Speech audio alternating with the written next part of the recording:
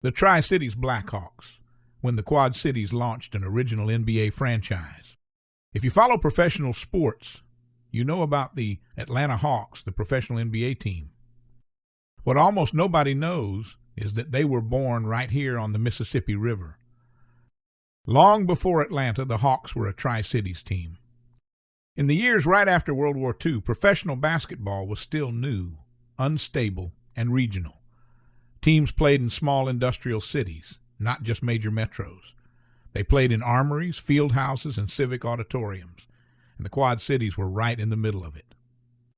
After relocating to Moline in the late 1940s, the franchise took the name Tri-Cities Blackhawks, a direct reference to Black Hawk, the Sauk leader whose life and resistance were inseparable from the Mississippi River Valley. The team represented Davenport, Rock Island, and Moline, together known as the Tri-Cities back then, and played their home games at Wharton Field House, a 6,000-seat arena that quickly became one of the loudest and most intimate pro basketball venues in the Midwest. The Blackhawks were owned by Leo Ferris and Ben Kerner, two of the most influential early figures in professional basketball.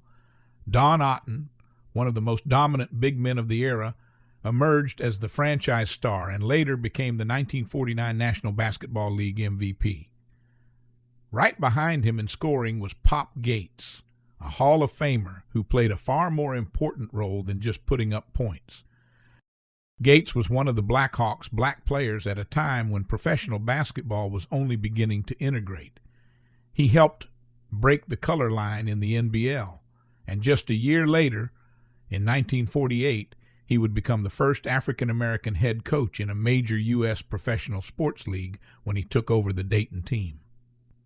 The team was coached by Nat Hickey, a hard-nosed guard forward who also played, a common arrangement in the era. But everything changed in 1949. That year, the National Basketball League and the Basketball Association of America merged to form something new, the National Basketball Association, or the NBA.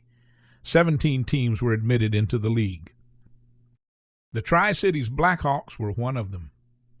That meant that the Quad Cities suddenly stood shoulder to shoulder with New York, Boston, and Minneapolis as one of the founding cities of the NBA. The Blackhawks and the Denver Nuggets played in the first NBA game on October 29, 1949, when the Blackhawks defeated the Denver Nuggets 93-85 at Wharton Field House. In that game, Billy Hassett led the Blackhawks with 15 points, and Bob Brown led all scorers for Denver with 16.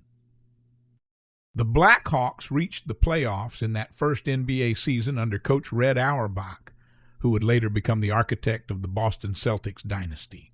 Before he became a legend, he was pacing the sidelines in Moline, trying to make a small market team match up against the big boys from major metropolitan areas. The following season brought one of the great what-ifs in basketball history. The Blackhawks drafted Bob Cousy, a three-time All-American who would go on to become one of the most famous point guards in history.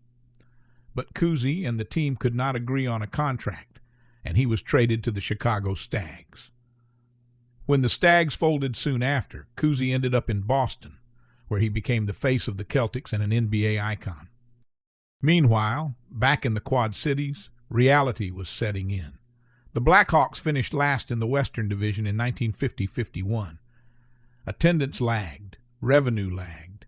It was becoming obvious that while the Tri-Cities loved basketball, the market was too small to sustain a team in a league that was quickly chasing big cities, television money, and national attention. After just 2 seasons in the NBA, the franchise left.